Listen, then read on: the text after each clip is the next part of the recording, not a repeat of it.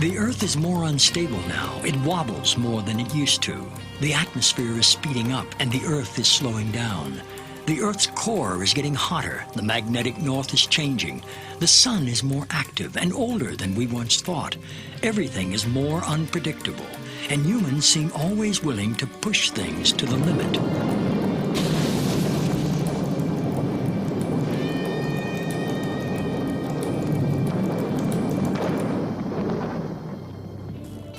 The late Carl Sagan said, "We've arranged a global civilization in which most crucial elements profoundly depend on science and technology.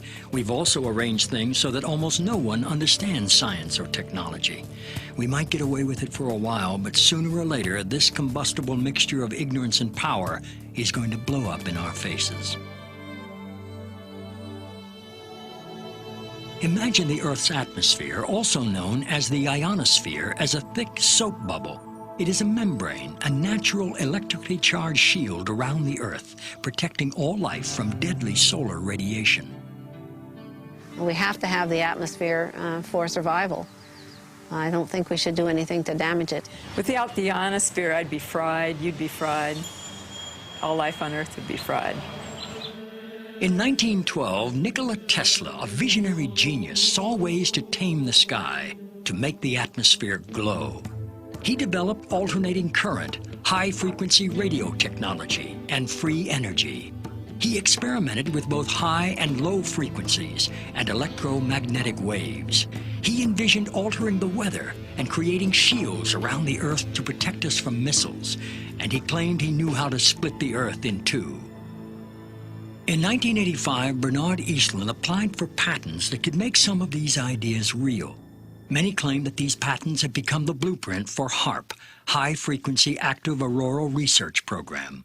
ARCO originally approached me in 1984 to find a use for the natural gas on the North Slope of Alaska, which they could not sell. To give you a feel for how much gas they asked me to find an application for, it was enough gas to produce all the electricity in the United States for a full year. I originated some ideas for military applications and beneficial civilian applications in which that gas would be converted into electricity and then used to power some gigantic antennas. What does H.A.A.R.P do? H.A.A.R.P is a large antenna where we beam radio frequency energy up into the upper atmosphere, and we create on a small scale what the sun normally does. And the reason we're trying to do this is because when you have disturbances in the ionosphere, we can't communicate with our satellites. H.A.A.R.P began with a congressional insertion in the appropriations bill of fiscal year 1990. In essence, Congress directed the Defense Department to explore the potential for using the auroral regions for improving communications and navigation and surveillance. From there, the assignment came that the Navy and the Air Force were to manage the program. It is people from those two organizations that have worked together for the past 7 years. Applications discussed in the patents included destroying missiles. Communications control and disruption were included. There were some other ideas both to possibly modify weather and finally to lift a portion of the upper atmosphere further out into space where hopefully it would be able to deflect missile trajectories. What we do by beaming up radio frequency up into the ionosphere, that radio frequency, when it hits molecules of atmosphere, it tends to make the subatomic particles inside move faster, and that increases their temperature. So you can bring their temperature up to 1,600 degrees or so, which is normally what the sun does to those particles at that atmosphere. The ionosphere of the Earth has got enormous amount of energy. There are 8,000 thunderstorms going on all over the Earth at any given moment. There are millions of amperes of electricity pouring to the Earth from lightning strikes, and H.A.A.R.P could create a trigger effect. In 1983, I did radiotomography with 30 watts, looking for oil in the ground. I found 26 oil wells over a 9-state area, and 100% of the time was accurate with just 30 watts of power beaming straight into solid rock. H.A.A.R.P uses 1 billion watts beamed straight into the ionosphere for experiments. Picture these strings on the piano as layers of the earth. Each one has its own frequency. What we used to do is beam radio waves into the ground, and it would vibrate any strings that were present in the ground. We might get a sound back like, and we'd say, that's natural gas. We might get a sound back like, and we'd say, that's crude oil. We were able to identify each frequency. We accomplished this with just 30 watts of radio power.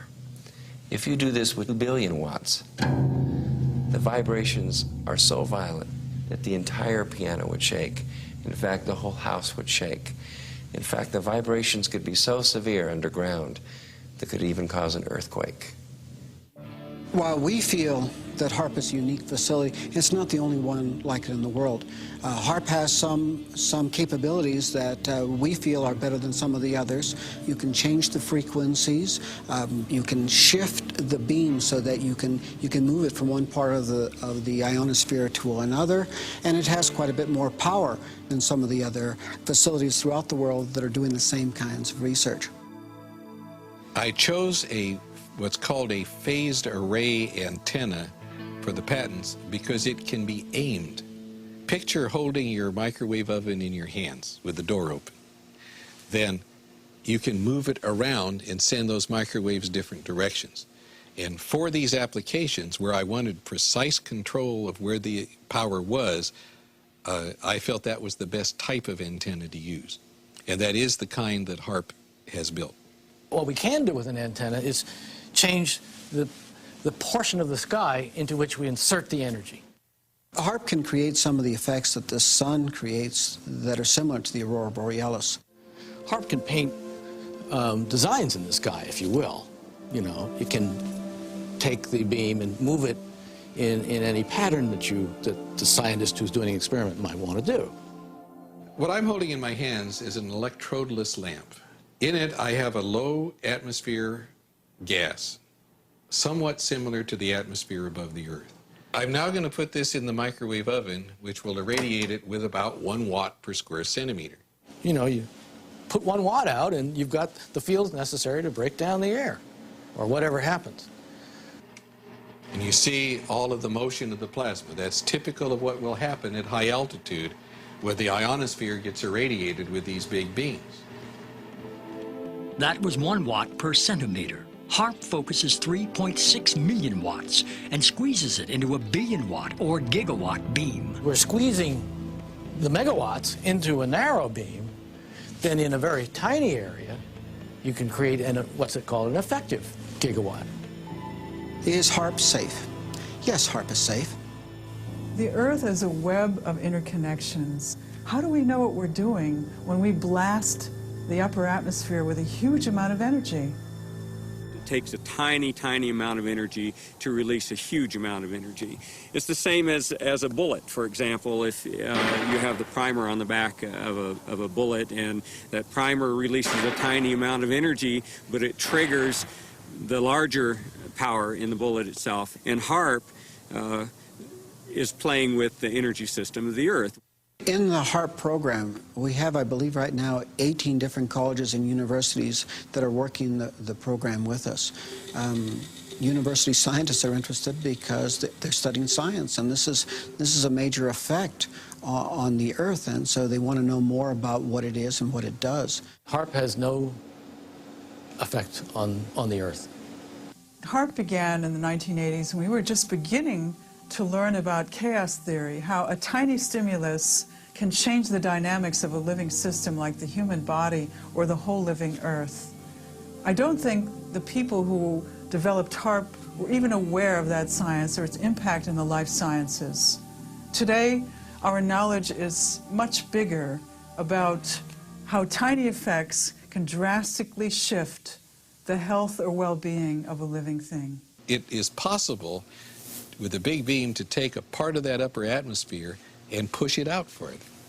What they're not paying any attention to is what's happening to the ionosphere while it's being held 80 miles out into space by this high-energy beam. It's heating up. And all of the molecules in that ionosphere region are absorbing energy out of that radio beam. And if they pick the right frequency to push that plume out into space, that energy may discharge back out of the ionosphere, back down the radio beam, and strike the Earth. And it would be about 100 times the energy released out of a thunderbolt. And that's how much energy would be released. In certain applications, the military acknowledges that it can literally lift the ionosphere. And what they say is, it's not a problem, it's a short period of time, yet when you lift the ionosphere up, the lower atmosphere rushes in and fills that void, which changes localized weather patterns. H.A.A.R.P papers say that they intend to lift up a part of the ionosphere, which creates a hole, and they say that it heals over quickly. But what happens if you create enough holes that it just can't quite take care of it fast enough? As far as creating a hole, to me it's the analogy of you put your hand in water, and yeah, you're taking up space, but when you pull it out, it goes back together again. Same way the ionosphere would work. If the hole means that the neutral density has been somewhat modified, then if you want to call that a hole, maybe that's fine. The hole would be at least 30 miles long, half a mile deep, 50 to 60 miles above the Earth. I imagine there are hundreds of satellites that have interactions with the ionosphere. They're all doing their own local modification of the ionosphere. They're all creating their own holes. Satellites, rockets, space shuttle flights, not just H.A.A.R.P, but many technologies out there in space are creating holes in heaven. As to this question of injecting more high-energy particles into the Earth's electrical system, the ionosphere is a dynamic system, ever moving, ever changing. I don't think anyone on this planet really knows the point where enough is enough. This was the planning document that really brought H.A.A.R.P into being, and the absolute requirements ran from 1 gigawatt, which is 1 billion watts, all the way up to 10 billion watts of effective radiated power with a desired level of 100 billion watts. At its biggest size suggested, if you beamed it for an hour and a half, that would equal the energy in a hydrogen bomb. It's just a person's concept of what might possibly be done. Doesn't necessarily mean the government endorsed it or not. What's the power when it pulses? And I can't find that in any of the documents that I've looked at. If you have a very small battery, you can put it in a small pen light and turn it on and have for some time a little bit of light.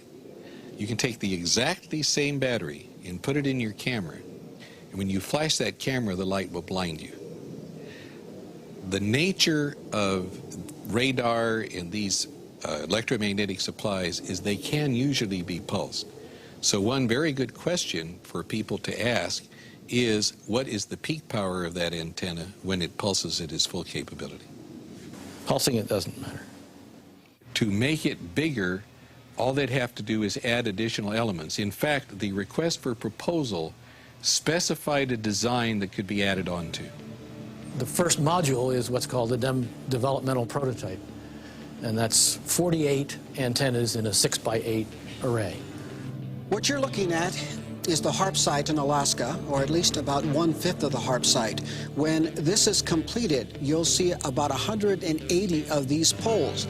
Together, those 180 poles make up one single antenna, designed along with these cross members and a wire mesh here to send all the information, all the radio frequency energy that is generated by these trailers up into the ionosphere. As they acknowledge in their papers when they say, we don't know what will happen when we push it to the next level of effects. The military record explains it as phase 1 of a multi-phase project. It's going to get bigger, it's going to continue, and that's again why we're concerned. There's always a limit to everything, although we don't know exactly where that limit is. We are surrounded and bombarded by millions of megawatts of natural energy because the sun blows a solar wind which crashes towards the Earth. Since the Earth is a giant magnet, the magnetic field called the magnetosphere protects us. H.A.R.P's original patents were designed to distort or alter the magnetosphere. It's interesting to compare humans and the Earth. The Earth has a magnetic field. Humans actually generate a magnetic field too, especially in our hearts and brains. Every cell in our body has a powerful magnetic substance called magnetite, which responds sensitively to magnetic fields in our environment. If H.A.R.P is altering the magnetosphere, which is the magnetic field of the Earth and all around it, surely this will have an effect on our health and on our physiology. H.A.R.P's combined antennae generate a focused billion-watt high-frequency radio beam, which penetrates the lower ionosphere and interacts with the currents of the auroral electrojet. During this modification, this pulsing beam stimulates the ionosphere, creating ELF waves which can move great distances through the lower atmosphere and penetrate into the Earth to find missile silos, underground tunnels, and communicate with hidden submarines. There's a current flowing through here called the auroral electrojet. You deposit energy in there, you're changing the medium, okay, and you're changing the current, and you're generating ELF and VLF waves. In simple terms, the electrojet is a river of electricity high above us. And a paper that I've read recently adds to the indications that they intend to cause it to dip down closer to the Earth so it can be tapped for a huge electrical power generating station, which is insanity because they don't know what they're dealing with. They're dealing with the planet's electrical system. The electrojet affects global weather. Sometimes during a magnetic storm, for instance, it touches the Earth. It can knock out telephone cables and power grids. What H.A.R.P is capable of doing is to modify the electrojet. By modifying the electrojet, that current in the ionosphere, it has a capability of generating low-frequency waves. What essentially the system does, it's different, is instead of the radio frequency energy dissipating as it goes up from the antenna array, it's actually focused. And the larger the antenna array, the higher they can focus the energy. And once they get the energy up into the ionosphere, depending on what they want to do, they can create a secondary frequency causing the ionosphere to vibrate, sending that signal back down to the Earth. And what that essentially does is allow them the ability to communicate at very high data rates with submarines, also allows for the possibility of Earth penetrating tomography, or in the vernacular would be like X-raying the Earth or looking into the Earth several kilometers deep. I heard one of the scientists point out they can make these ELF waves penetrate the Earth and get an image when that comes back. When I did this in '85, that kind of capability did not exist.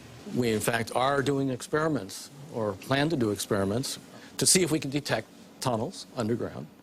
There is a way of being able to use this type of technology to be able to look for minerals that can be just below the surface of the Earth. Oil, gas, different types of ore. H.A.R.P can be used to explore oils or gold mine and the like. Basically because the signal, low-frequency signal, can penetrate deeper into the Earth or the water or the ocean than the high-frequency signal. But this same kind of signals in the same frequency range, can affect human mood. The human brain operates on very low frequencies. For example, when we're thinking, actively, we're generating about 13, 14 cycles per second. When we're meditating, we're generating 8 cycles per second. And when we're asleep, the brain waves are running at about 4 cycles per second. And H.A.R.P is capable of generating all of these frequencies. These kinds of signals can control the human brain. And if you can control these frequencies and multiples of these frequencies and various combinations, you can control all kinds of emotions. You can generate happiness, you could generate sadness, you can generate any mood you want. We are immersed in ELF waves. And those, as far as I know, maybe they are affecting us, but But these waves are minuscule compared to those. You know, the issue of, ELF, extremely low frequencies affecting mental states of individuals, is not new. It goes back to Yale University and the work of Jose Delgado, which is well recognized in the literature. He started first using implants in the brain. He then used radio frequency with implants, and eventually he found that energy at 1/50th of what the Earth naturally produces could, in fact, in certain frequency ranges, trigger huge mood swings. I know the physical effect, but not the biological effect. It's a different area. I was considered a child prodigy in electronics. My entire life has been devoted to the study of the effects of electromagnetic energies on the human mind. When I was 13 years old, I invented a device that transmits sound to the human brain using electromagnetic waves. So this is my field. I've been studying this field for over 40 years. And HAARP scares me because I know what it can do. I know that HAARP can be used to control the human mind. I'm not sure that the people involved with HAARP are aware that humans are made up of energy, that the energy fields of Earth and humans are closely aligned. I don't even understand what you mean by energy. Humans are made up of energy. What does that mean? Humans are like balls of energy. We're made up of electricity and magnetic energy, just like the Earth. Are humans made up of energy? Well, what do they say? We're 90% water, but the rest of it is an electrochemical, and that's a form of energy, yes. All living things are exquisitely sensitive to some of the lowest levels of energy. We just couldn't imagine this. And it's been the subject of hot debate. How can life be so sensitive to the tiniest amounts of energy?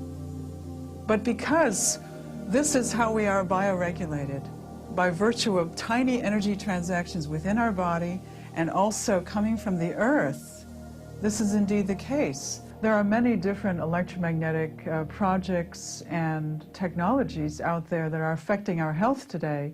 This document from Maxwell Air Force Base lays out the use of electromagnetic weapons technologies for debilitating human beings. Using electromagnetic warfare against human beings, you can cause disease, you can cause hysteria, or you can cause passivity for population control. Extremely low frequencies affect us because they are the same frequencies that our brains output. And when they're in the environment around us, our brains try to entrain to them. So our brains try to mimic those signals. And if those signals are not good ones for our behavior, then we can fall apart. We can behave differently, we could get sick, we could feel very stressed and not know why.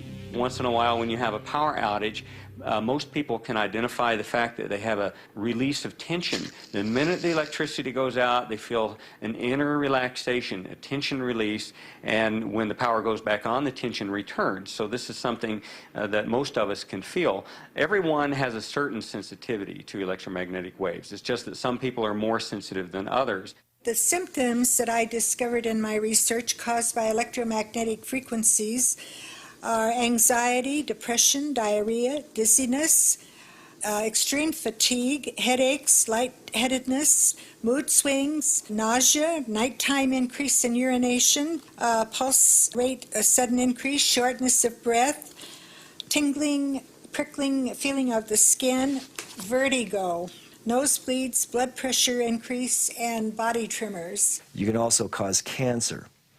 You can disrupt the genetic structure of our cells. You can cause long-term damage in terms of mutagenic damage over generations, or you can cause very short-term damage, and you can actually cause somebody to just have their cells fall apart and hemorrhage to death. I found from people who were writing me and calling me from all over the country that they were suffering from either one or all of these same symptoms, and every single one of them lived close by to a transmitter. You know this from HAARP to GWIN to these towers that are all over the United States now. GWIN stands for Ground Wave Emergency Network. In nuclear attack, the ionosphere would be essentially destroyed by air bursts of nuclear weapons, and there wouldn't be any reflection, and all communication links would go out. Was thought of as an emergency backup communication link in case of nuclear attack. The weapons technologies are changing so dramatically at this particular time. It'd be like equating introduction of gunpowder to the West or the beginning of the atomic age earlier this century. And that's what's happening with electromagnetic weapons technologies today. The Air Force Phillips Laboratory is the Air Force's primary laboratory for doing space research, and that involves things like H.A.R.P, studying the ionosphere. Anything the Air Force needs for space, we look into, and that includes weapons for space application, one of which is developing plasma toroids, projectiles made of plasma, essentially the atmosphere of stars, being able to harness that energy and to be able to fire it at a target. We have a device called H.A.A.R.P. H.A.A.R.P is a large capacitor bank. Capacitors store electrical energy. And then in a very short time, we release that energy. In about 2/100 millionths of a second, we will release the same amount of energy as the entire U.S. electrical production for that same instant in time, where the electrons rip from their orbits and you have a soupy gaseous mixture, thousands of degrees hot. Potentially a very serious weapon. Electromagnetic warfare can also be used in coordination with ionospheric warfare. After I had actually left the program in 1987, one of the last communications I had with ARCO indicated that there had been a contract awarded for ionospheric warfare studies. I have not heard of ionospheric warfare. I don't even know what the term means. In other words, using the ionosphere as an amplifier and as a broadcast medium. What we're actually doing with the ionosphere at that point is we're not just reflecting a signal, we are amplifying the signal. We are causing it to become much, much more intense, hundreds of thousands of times more intense than it would have been otherwise. We're broadcasting that signature over a large area of the Earth. H.A.R.P says it's not producing a weapon. H.A.R.P cannot be used as a weapon. Some of our critics have argued that H.A.R.P is only the beginning and could be a major weapon system. That just isn't true. What H.A.R.P is basically a ground-based Star Wars weapon technology. I'm the Attorney General and Environmental Program Manager for the Upper Cook Inlet Environmental Protection Consortium. And we've been working on H.A.R.P for many years. And they've located H.A.R.P at Gakona because of the magnetosphere is closest to the surface of the Earth. And they need that magnetic pole to do their shots into the ionosphere and stratosphere. With H.A.R.P and however long it's been on the drawing board, the people here haven't known about it that long. And it changed from one thing to another. And what a lot of people are not aware of is it's ground-based Star Wars technology. And the United States Congress has said that they quit funding Star Wars. So they call it everything else but Star Wars to get it funded. I just don't know whether it's an outgrowth of Star Wars. The application described in the 1991 patent would be such that if anybody were to fire a missile from any direction, anywhere, to another point on Earth, it would intersect this relativistic layer and be basically exploded. I've never been asked whether this is an outgrowth of Star Wars or not. As a scientist, you do like to be recognized for things you've done. And because I couldn't write to the press, I'm under ARCO confidentiality, I sent a letter to Lord Cook, the chairman of the board of ARCO, and received actually a very nice letter back complimenting me for my contributions and assuring me that they would inform the H.A.R.P people of my contribution. There was never any intention to build anything associated with what Mr. Eastland had proposed in his patent. If you read the patents, I was thinking of ways to use it defensively. One was as an anti-satellite device. You could make these electrons in space and hurt a satellite. That could be used either for offense or defense. We could hurt the enemy's communications while maintaining ours, and I was interested to note that that was one of the things said in the H.A.R.P basic technical document. Star Wars was the state-of-the-art military technology of the 80s, but in the 90s and in the new millennium, it's going to be electromagnetic warfare. What we do know about electromagnetic systems and electromagnetic warfare is becoming even more interesting. As late as April 28, 1997, U.S. Secretary of Defense Cohen announced at Georgia's University of Georgia that, in fact, geophysical warfare was becoming a more intense problem. In fact, they even speculated that terrorist organizations would have systems that could modify weather, create volcanic eruptions, or even cause earthquakes using electromagnetic waves. You know, earthquakes is another thing. We have had a lot of them, a lot of volcanoes more in the last few years. Whether or not that is just a cycle of happenings, because we've had a history of earthquakes and volcanoes throughout recorded history, but it just seems to me like that it's coming more often, and that there has to be some connection with some of the things that we as humans are doing to our Earth.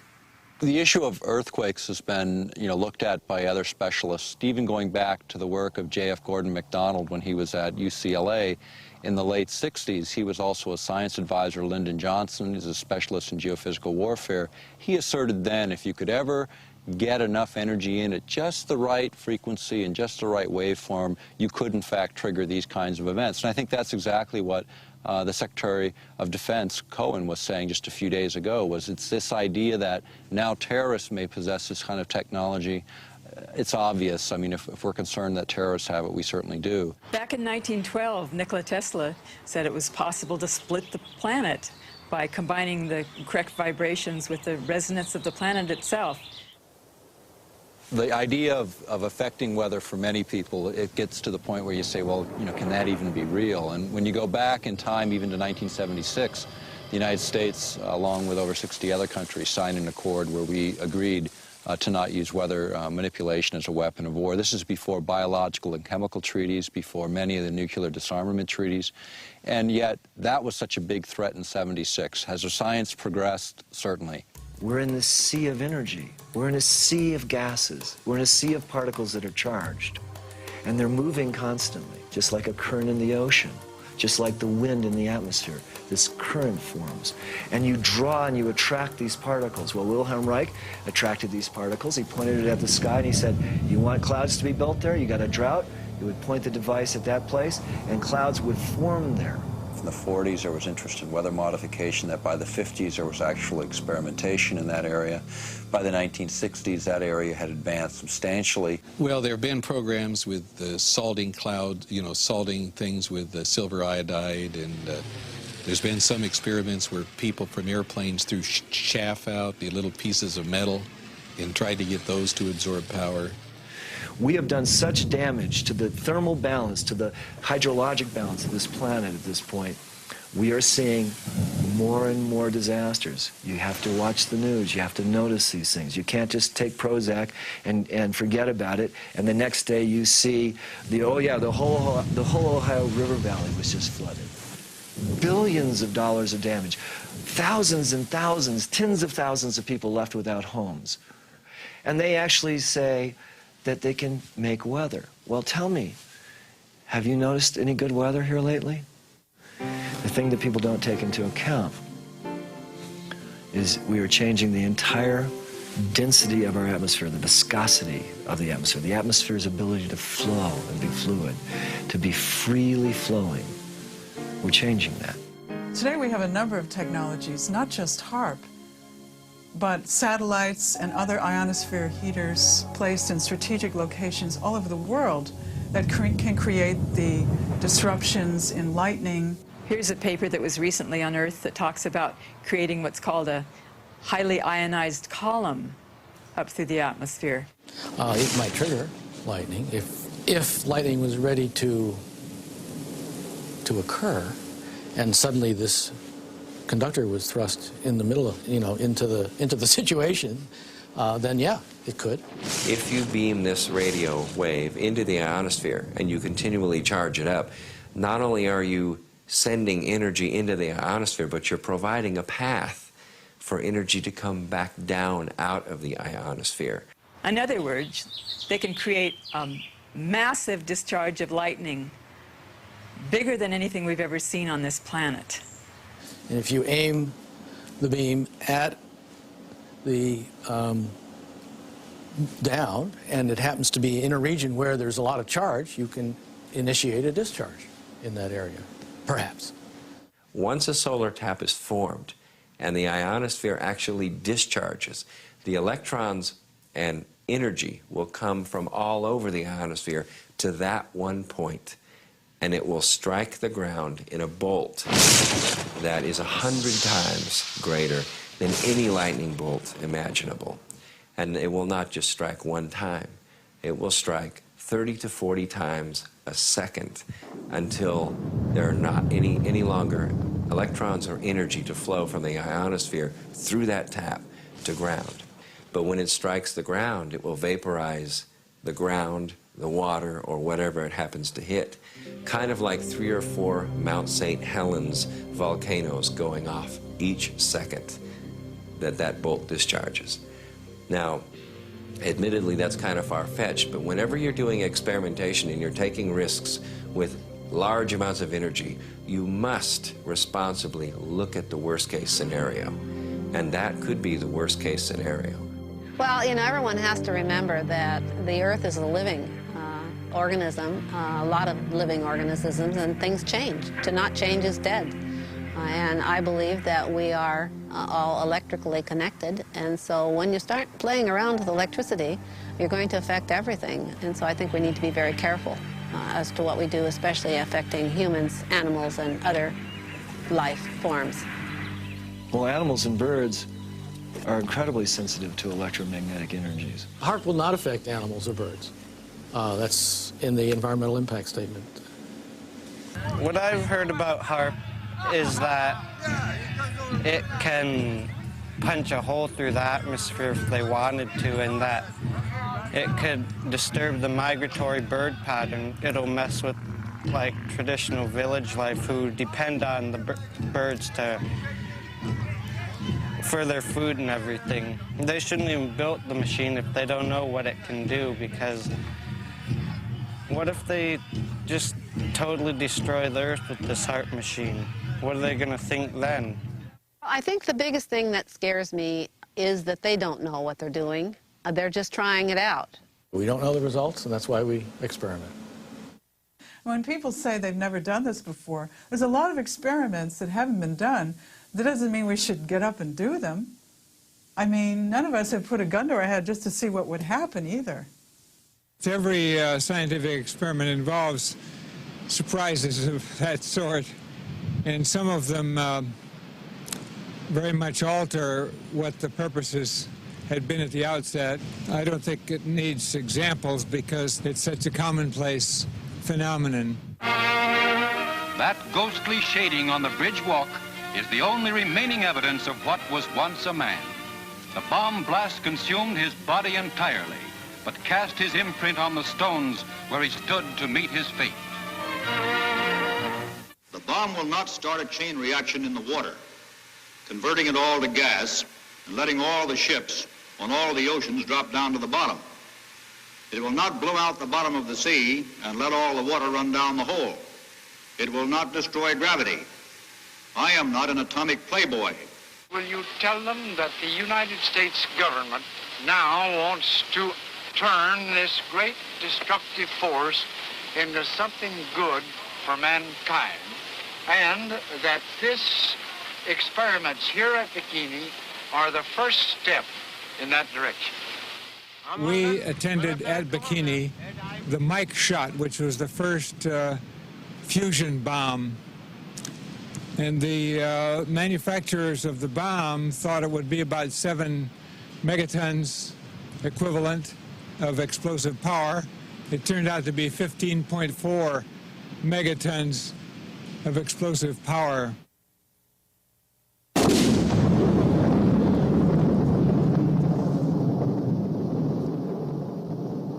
Their island was much more contaminated than had been presumed, and the radiation from that weapon contaminated the ocean. It's just like with DDT, remember? We were told that that wasn't harmful, and they drove through the streets and actually sprayed DDT from trucks on school children while they were eating lunch. Is HAARP 100% safe? I don't think I would categorize any radio transmitting system as 100% safe.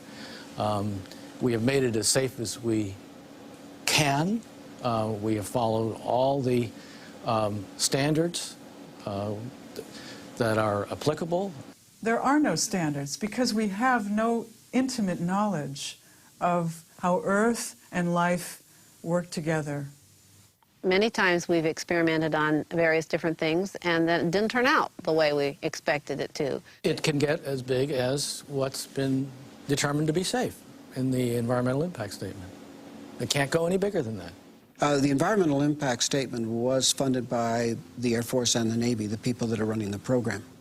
When you look at the Earth itself, you think about the Earth and how it releases energy naturally. You can look at earthquakes and what we know about them over 30 years is they're increasing in depth, frequency, and magnitude. You can look at weather patterns. And what everyone knows, at least in this country and most of the world now, is weather patterns are going through dramatic shifts that are blamed on any number of factors. And you can also look at tidal heights in the North Sea, which have been steadily rising over a 30-year period as it's been charted. All of that indicates releases of energy. And then in the midst of this natural releases of energy, we're going to inject billions of watts of power into the magnetic lines of force. What this will do, they don't really know because they've never been at these power thresholds before. Safety is the main consideration here. Aircraft safety, radio frequency safety.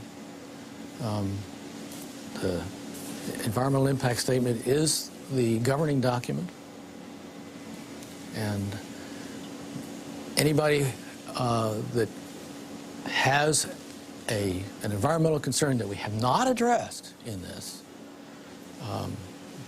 should come to us and let us know about it. There's no independent scientific committee looking at this outside of the military. There is no physiologists or bioscientists involved in this project from the military looking at those bioeffects. We think it's a narrowly focused program in the sense that the bulk of it is military-driven. That's what's driving the budgets and that's what's driving the program. The military research is one line of work, and I would say the medical research is another line of work, and for most part, these two groups are not talking to one another. There are a number of scientists like myself who are concerned about this, who are in fear of what HAARP could do to the planet. Not only mind control, but weather changes, possible earth changes, earthquakes, things like that. And we all need to band together. We need to contact each other over the internet. We need to lead a discussion on this, and scientists need to contact their government representatives and tell them what they feel about this. Our critics have talked about HAARP and some of the problems they perceive. If anyone, any group, individuals, whatever, were concerned, they're welcome to tour the site. They're welcome to put together an independent team of their experts to come onto the site and to review what it is we're doing. We have absolutely nothing to hide. We need to bring in people from all walks of life to study the possible consequences of this technology. We don't know the effects. I don't think we should move blindly forward and just do these experiments. We were recently invited to Brussels to speak to a group of parliamentarians in an organization called Global International. And we were able to present HAARP as an issue to over 60 parliamentarians from 40 countries. And what was important is it really was the first time many of these folks had heard much about this project. But I can tell you that the international interest has been growing. The scientific community is starting to wake up to the issue. And what we're seeing is more people willing to go forward and speak out. I'm concerned that the people who understand that all life is interconnected aren't the people that are making the decisions about these experiments on our ionosphere. What air I breathe, everybody else breathes. Water and air and the land, our life. Let's do what we have to do to protect it. As living systems, we're open systems, and we can't draw the line between where our boundary stops and where the boundary of the non-living domain begins. The Earth is a living organism. It's not something that's really outside of us. It's really an intimate part of who we are. And when we destroy it, we destroy ourselves. I have always asked that, and if anybody has a problem, come and let us see what the problem is. And if it's something we haven't addressed that we should have, of course we'll address it. The problem with government and the people right now is that people don't trust the government, and they have good cause not to, because so many times over the years they've not told them the truth. Well, the planet's electrical system is not there for us to exploit for Department of Defense purposes. It's there as a part of a whole beautiful, harmonious, interconnected system that supports all life on this planet. And we don't know everything that there is to know about it. It's not up to me to determine that it is or is not a valid expenditure of taxpayers' funds. It's not my call. And if Congress gives us the funds, evidently they believe it's worthwhile. I'm told to do this, and we are doing it. Those people who are in government, they tell me a lot of times that they're just following orders. My response is, so was Heinrich Himmler. He was just following orders. We're about to embark on another arms race. It's totally unnecessary. We're committing billions of dollars to this technology, and the question becomes is, where does it end? I mean, they figured $3 trillion on the entire nuclear adventure, and that's, 60% of the current national debt. Are we going to start that cycle again? Is it necessary to do that again? There's just no sense to make more of HAARP than there already is. It's intended to be for research, and that's all.